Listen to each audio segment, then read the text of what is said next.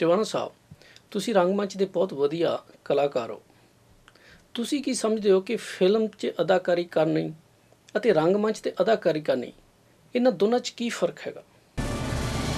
ਕਾਸ਼ ਮੈਂ ਫਿਰੋਜ਼ਾ ਸ਼ਰੀਫ ਦੀ ਦਰਗਾਹ ਤੇ ਨਿਆਜ਼ ਚੜਾਉਣ ਨਾ ਆਇਆ ਹੁੰਦਾ, ਤੈਨੂੰ ਜ਼ਬਾਨ ਦਰਾਜ਼ੀ ਦਾ ਉਹ ਮਜ਼ਾ ਚਖਾਉਂਦਾ। ਯਾਦ ਰੱਖੀ ਵਜ਼ੀਰ ਖਾਨ ਨੂੰ। ਰੰਗਮੰਚ ਬਹੁਤ ਖੂਬਸੂਰਤ ਹੈ ਜੀ। ਫਿਲਮ ਦੇ ਵਿੱਚ ਤੁਸੀਂ ਇੱਕ ਪਰਦੇ 'ਤੇ ਆਪਾਂ ਦੇਖ ਰਹੇ ਹਾਂ ਕਿ ਚੱਲ ਰਿਹਾ ਹੈ, ਲੇਕਿਨ ਜਿਹੜਾ ਨਾਟਕ ਦਾ ਪਾਤਰ ਹੈ ਉਹ ਦਰਸ਼ਕਾਂ ਦੇ ਆਪ ਮੁਹਾਰੇ ਹੋ ਕੇ ਉਹਨਾਂ ਨਾਲ ਸਿੱਧੀ ਗੱਲ ਕਰ ਰਿਹਾ ਹੈ। ਜਿਵੇਂ ਉਹ ਹੁੰਦਾ ਹੈ, ਦਰਸ਼ਕ ਵੀ ਉਸੇ ਤਰ੍ਹਾਂ ਹੁੰਦੇ ਨੇ। ਉਹ ਸਿੱਧੀ ਗੱਲ ਕਰਦਾ, ਉਹ ਕਹਿੰਦੇ ਨੇ ਤਾਰ ਨਾਲ ਤਾਰ ਜੁੜ ਜਾਂਦੀ ਹੈ। ਸੋ ਰੰਗਮੰਚ ਤੁਸੀਂ ਕਿਸੇ ਵੀ ਵੱਡੇ ਕਲਾਕਾਰ ਦੀ, ਅਦਾਕਾਰ ਦੀ ਇੰਟਰਵਿਊ ਸੁਣ ਲਓ, ਚਾਹੇ ਉਹ ਨਸੀਰੁਦੀਨ ਸ਼ਾਹ ਹੋਵੇ, ਚਾਹੇ ਉਹ ਓਮਪੁਰੀ ਹੋਵੇ, ਚਾਹੇ ਉਹ ਪਰੇਸ਼ ਰਾਵਲ ਹੋਵੇ, ਚਾਹੇ ਮੇਰੇ ਮਦਰ ਫਾਦਰ ਹੋਣ, ਉਹਨਾਂ ਨੂੰ ਪੁੱਛ ਲਓ ਕਿ ਸਭ ਤੋਂ ਜ਼ਿਆਦਾ ਤੁਹਾਡੇ ਦਿਲੋਂ ਕਰੀਬ ਕੀ ਚੀਜ਼ ਹੈ, ਉਹ ਕਹਿਣਗੇ ਰੰਗਮੰਚ।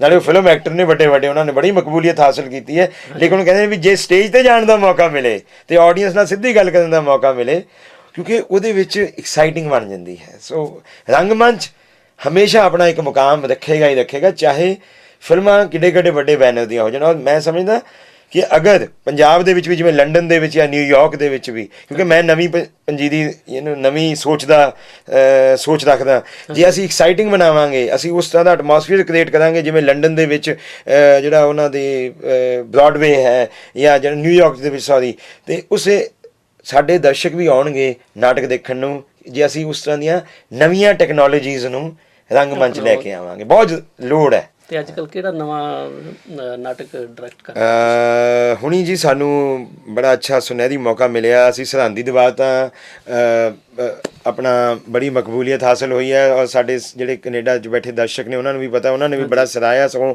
ਤੁਹਾਡੇ ਮਾਧਿਅਮ ਰਾਹੀਂ ਮੈਂ ਉਹਨਾਂ ਦਾ ਸਭ ਦਾ ਧੰਨਵਾਦ ਕਰਨਾ ਚਾਹੁੰਦਾ ਕਿ ਉਹਨਾਂ ਨੇ ਸਾਨੂੰ ਇੰਨਾ ਪਿਆਰ ਦਿੱਤਾ। ਹੁਣ ਅਸੀਂ ਇੱਕ ਨਾਟਕ ਹੈਗਾ ਬਾਬਾ ਬੰਦਾ ਸਿੰਘ ਬਹਾਦਰ 'ਤੇ, ਮੈਂ ਤੇਰਾ ਬੰਦਾ ਉਹਦਾ ਟਾਈਟਲ ਹੈਗਾ, ਅਤੇ ਉਹਨੂੰ 300 ਸਾਲਾ ਸਰਹੰਦ ਫਤਿਹ ਦਿਵਸ 'ਤੇ ਪੰਜਾਬ ਅਤੇ ਪੰਜਾਬੋਂ ਬਾਹਰ ਖੇਡ ਰਹੇ ਹਾਂ। ਹਿੰਦ ਦੀ ਆਵਾਜ਼ ਇੱਕ ਨਾਟਕ ਹੈਗਾ ਇਤਿਹਾਸਿਕ, ਉਸ ਨੂੰ ਵੀ ਖੇਡਣ ਜਾ ਰਹੇ ਹਾਂ। ਔਰ ਬੜੇ ਅੱਛੇ ਨਾਟਕ ਹੋਰ ਵੀ ਅਸੀਂ ਖੇਡ ਰਹੇ ਹਾਂ, ਜਿਵੇਂ ਮੇਲਾ ਮੁੰਡੇ ਕੁੜੀਆਂ ਦਾ ਮੈਂ ਤੁਹਾਨੂੰ ਦੱਸਿਆ। ਔਰ ਤੁਹਾਨੂੰ ਖੁਸ਼ਖਬਰੀ ਦਈਏ ਕਿ ਹੁਣ ਇੱਕ ਅੱਛੀ ਪੰਜਾਬੀ ਫਿਲਮ ਟਿਵਾਣਾ ਸਾਹਿਬ ਦੇ ਉਹਨਾਂ ਦੀ ਸਕ੍ਰਿਪਟ 'ਤੇ ਅਸੀਂ ਕੰਮ ਕੀਤਾ ਹੈ, ਉਹ ਵੀ ਅਸੀਂ ਛੇਤੀ ਹੀ ਦਰਸ਼ਕਾਂ ਦੇ ਸਾਹਮਣੇ ਲੈ ਕੇ ਆਵਾਂਗੇ। ਠੀਕ ਹੈ ਜੀ। ਅਤੇ ਹੁਣ ਯਾਨੀ ਕਿ ਤੁਸੀਂ ਫਿਲਮ ਵੀ? ਹਾਂ, ਫਿਲਮ ਵੀ ਅਸੀਂ ਬਣਾ ਰਹੇ ਹਾਂ, ਕਿਉਂਕਿ ਮੇਰੇ ਫਾਦਰ ਹਮੇਸ਼ਾ ਕਹਿੰਦੇ ਹੁੰਦੇ ਸੀ ਕਿ ਡਰਾਮੇ ਵਿੱਚੋਂ ਹੀ ਫਿਲਮ ਨਿਕਲਦੀ ਹੈ। ਲੌਂਗ ਦਲ ਸ਼ਿਕਾਰਾ ਪਹਿਲਾਂ ਸ਼ਾਇਦ ਕਈ ਦਰਸ਼ਕਾਂ ਨੂੰ ਸ਼ਾਇਦ ਪਤਾ ਨਾ ਹੋਵੇ, ਲੌਂਗ ਦਲ ਸ਼ਿਕਾਰਾ ਉਹਨਾਂ ਦਾ ਬੜਾ ਮਕਬੂਲੀਅਤ ਹਾਸਿਲ ਉਹਨੇ ਕੀਤੀ ਸੀ। ਉਹ ਨਾਟਕ ਸੀ। ਦੀਵਾ ਬਲੀ ਸਾਇਦਾਤ ਵੀ ਇੱਕ ਨਾਟਕ ਸੀ। ਉਹਨਾਂ ਨੇ ਨਾਟਕ ਤੋਂ ਟਰਾਂਸਲੇਸ਼ਨ, ਉਹ ਕਹਿੰਦੇ ਹੁੰਦੇ ਸੀ translation of drama to film ਹੋਣਾ ਚਾਹੀਦਾ। ਕੀ ਕਾਰਨ ਹੈ ਕਿ ਸਾਡੀ ਪੰਜਾਬੀ ਫਿਲਮ ਇੰਡਸਟਰੀ ਇੰਨਾ ਵਿਕਾਸ ਨਹੀਂ ਕਰ ਸਕੀ ਜਿੰਨੀਆਂ ਕਿ ਦੂਜੀਆਂ ਖੇਤਰੀ ਭਾਸ਼ਾਵਾਂ ਦੀ ਫਿਲਮ ਇੰਡਸਟਰੀ ਨੇ ਵਿਕਾਸ ਕੀਤਾ ਹੈਗਾ? ਅਸੀਂ ਨਾ ਜੀ ਇੱਕ ਸੈੱਟ ਫਾਰਮੂਲੇ 'ਤੇ ਚੱਲਦੇ ਹਾਂ, ਆਈਡੀਆਜ਼ ਨੂੰ ਅਸੈਪਟ ਨਹੀਂ ਕਰਨਾ ਚਾਹੁੰਦੇ। ਅਸੀਂ ਬਦਲਾਅ ਪੰਜਾਬੀਆਂ ਦੀ ਥੋੜ੍ਹੀ ਜਿਹੀ, ਮੈਂ ਇਹ ਨਹੀਂ ਕਹਿੰਦਾ ਕਿ ਸਾਡੇ ਪੰਜਾਬੀ ਬਦਲਾਵ ਨਹੀਂ ਕਰਦੇ, ਕਿ ਜੇ ਬਦਲਾਵ ਨਾ ਕੀਤਾ ਹੁੰਦਾ ਸ਼ਾਇਦ ਤੁਸੀਂ ਅੱਜ ਇੱਥੇ ਨਾ ਬੈਠੇ ਹੁੰਦੇ, ਇੰਨੇ ਪੰਜਾਬੀ ਸਾਡੇ ਕਾਮਯਾਬ ਨਾ ਹੁੰਦੇ। ਉਹ ਸੋਚਦੇ ਕਿ ਨਹੀਂ, ਪਿੰਡ 'ਚ ਹੀ ਬੈਠੇ ਰਹਿਣਾ, ਅੱਗੇ ਵਧਣਾ ਹੀ ਨਹੀਂ। ਪੰਜਾਬੀ ਤਾਂ ਦਰਸ਼ਕ ਘੱਟ ਹੈ। ਦੇਖੋ, ਤਾਮਿਲ ਤੇਲਗੂ ਦੇ ਆਡੀਅੰਸ ਬਹੁਤ ਵੱਡੀ ਹੈ। ਸਾਡੀ ਪਾਪੂਲੇਸ਼ਨ ਇੰਨੀ ਹੈ ਨਹੀਂ ਕਿ ਉਸ ਤਰ੍ਹਾਂ ਦੀਆਂ ਅਸੀਂ ਬਜਟਡ ਫਿਲਮਾਂ ਬਣਾ ਸਕੀਏ। ਫਿਰ ਅਸੀਂ ਐਕਸਪੈਰੀਮੈਂਟ ਕਰਨ ਤੋਂ ਡਰਦੇ ਹਾਂ। ਅਸੀਂ ਉਹੀ ਫਾਰਮੂਲਾ ਫਿਲਮਸ ਬਣਾਉਂਦੇ ਹਾਂ। ਪਹਿਲਾਂ ਜੱਟ ਤੇ ਜ਼ਮੀਨ 'ਤੇ ਬਣਾਉਂਦੇ ਸੀ, ਅੱਜ ਕੱਲ੍ਹ NRI ਬੇਸ ਸਟੋਰੀਆਂ ਅਸੀਂ ਫੜ ਲਈਆਂ ਨੇ, ਕਿਉਂਕਿ ਸਾਨੂੰ ਪਤਾ ਕਿ ਉਹ ਇਮੋਸ਼ਨਲ ਹੈ, ਉਹ ਇਮੋਸ਼ਨਲ ਚੀਜ਼ ਚੱਲੂਗੀ। ਅਤੇ ਅਸੀਂ ਐਕਸਪੈਰੀਮੈਂਟ ਨਹੀਂ ਕਰਨਾ ਚਾਹੁੰਦੇ। ਅਸੀਂ ਕਹਾਣੀ ਨੂੰ ਨਹੀਂ ਚੱਕਦੇ। ਇੱਕ ਅਸੀਂ ਇਹ ਸੋਚਦੇ ਹਾਂ ਵੀ ਸਿੰਗਰ ਲੈ ਲਈਏ। I have great respect for the singers, ਉਹ ਠੀਕ ਹੈ ਕਿਉਂਕਿ ਵਿਕਦੇ ਨੇ। ਕਸੂਰ ਡਾਇਰੈਕਟਰ ਪ੍ਰੋਡਿਊਸਰਸ ਦਾ ਨਹੀਂ, ਪ੍ਰੋਡਿਊਸਰ ਨੇ ਦੇਖਣਾ ਐਂਡ ਦੇ ਵਿੱਚ ਕਿ ਮੇਰੀ ਕੀ ਚੀਜ਼ ਵਿਕਦੀ ਹੈ। ਉਹਨੇ ਦੇਖੋ ਆਫਟਰ ਉਹਨੇ ਜੇ ਪੈਸਾ 2-2.5 ਕਰੋੜ ਰੁਪਇਆ ਲਾਉਣਾ ਹੈ, ਤਾਂ ਜੇ ਉਹ ਵਿਕੇ ਨਾ ਫਿਲਮ ਤਾਂ ਉਹਨੇ ਬੱਚੇ ਵੀ ਪਾਲਣੇ। In the end commercial sense has to be there.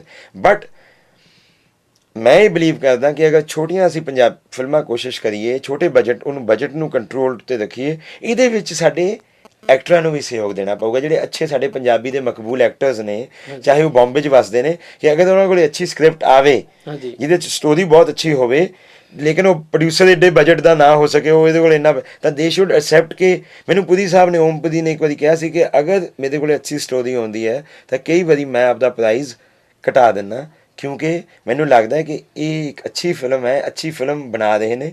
ਸੋ ਅਗਰ ਇਹ ਚੇਂਜ ਆ ਗਿਆ ਤਾਂ ਸ਼ਾਇਦ ਸਾਡੀ ਪੰਜਾਬੀ ਸਿਨੇਮਾ ਵੀ ਉਸ ਲੈਵਲ 'ਤੇ ਪਹੁੰਚ ਸਕੇਗਾ ਜਿਸ ਲੈਵਲ 'ਤੇ ਸਾਨੂੰ ਉਮੀਦ ਹੈ। ਟਿਵਾਣਾ ਸਾਹਿਬ, ਜਿਵੇਂ ਚੰਨ ਪਰਦੇਸੀ, ਲੌਂਗ ਦਾ ਲਿਸ਼ਕਾਰਾ ਆਰਟ ਪੱਖੋਂ ਬਹੁਤ ਵਧੀਆ ਫਿਲਮਾਂ ਸੀਗੀਆਂ ਅਤੇ ਇਹਨਾਂ ਨੇ ਬਿਜ਼ਨਸ ਵੀ ਵਧੀਆ ਕੀਤਾ, ਪਰ ਉਸ ਤੋਂ ਬਾਅਦ ਨਾ ਤਾਂ ਚੰਗੀਆਂ ਫਿਲਮਾਂ ਬਣੀਆਂ ਅਤੇ ਨਾ ਹੀ ਚੰਗਾ ਬਿਜ਼ਨਸ ਉਹਨਾਂ ਨੇ ਕੀਤਾ। ਕੀ ਕਾਰਨ ਸੀ ਵੀ ਇਹ ਪੰਜਾਬੀ ਫਿਲਮਾਂ ਦਾ ਮਿਆਰ ਡਿੱਗਣ ਦਾ? ਕਮਲ ਜੀ, ਲੌਂਗ ਦਾ ਲਿਸ਼ਕਾਰਾ ਤੇ ਚੰਨ ਪਰਦੇਸੀ ਨੇ ਤਾਂ ਬੜੀ ਮਕਬੂਲੀਅਤ ਹਾਸਲ ਕੀਤੀ ਰੈਵਨਿਊ ਵੱਲੋਂ ਵੀ, ਲੇਕਿਨ ਪ੍ਰੋਬਲਮ ਉਹੀ ਆ ਜਾਂਦੀ ਹੈ ਕਿ ਅਸੀਂ ਇੱਕ ਪੈਟਰਨ 'ਤੇ ਹੀ ਚੱਲਣ ਲੱਗ ਜਾਂਦੇ ਹਾਂ। ਅਸੀਂ ਇੱਕ ਪੈਟਰਨ ਨੂੰ ਫੜਦੇ ਹਾਂ। ਹੁਣ ਸਾਡੇ ਸਾਰਿਆਂ ਨੇ ਇੱਕ ਪੈਟਰਨ ਹੀ ਫੜਿਆ ਹੋਇਆ, ਜਿੰਨੇ ਵੀ ਮੇਰੀ ਜੇ ਮੈਂ ਕੋਈ ਨਾਂ ਲਵਾਂਗਾ ਤਾਂ ਛੋਟੀ ਮੂੰਹ ਬੜੀ ਕਿਉਂਕਿ ਮੈਂ ਹਜੇ ਬੱਚਾ, ਮੈਂ ਸਟੂਡੈਂਟ ਹਾਂ, ਲੇਕਿਨ ਮੈਂ ਐਜ਼ ਅ ਯੰਗ ਪਰਸਨ ਇਹ ਫੀਲ ਕਰਦਾ ਕਿ ਸਾਨੂੰ ਐਕਸਪੈਰੀਮੈਂਟ ਵੀ ਕਰਨਾ ਚਾਹੀਦਾ, ਸਾਨੂੰ ਰਿਸਕ ਵੀ ਲੈਣੇ ਚਾਹੀਦੇ ਨੇ। ਸਾਨੂੰ ਇਹ ਨਹੀਂ ਸੋਚਣਾ ਚਾਹੀਦਾ ਕਿ ਸਾਡੇ ਦਰਸ਼ਕ ਇਹੀ ਚੀਜ਼ ਦੇਖਣਗੇ, ਇਹ ਚੀਜ਼ ਨੂੰ ਨਹੀਂ ਦੇਖਣਗੇ।